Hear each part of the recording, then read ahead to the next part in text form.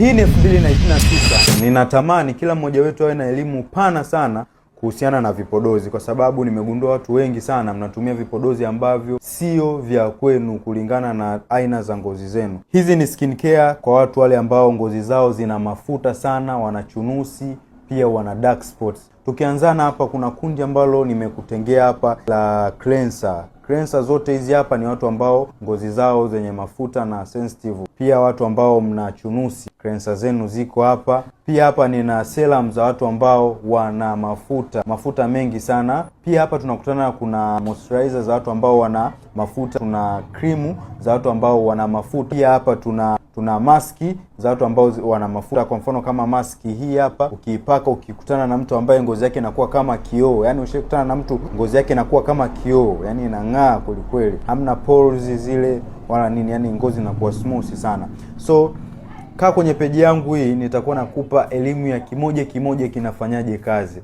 Bwana, sijaivamia fani.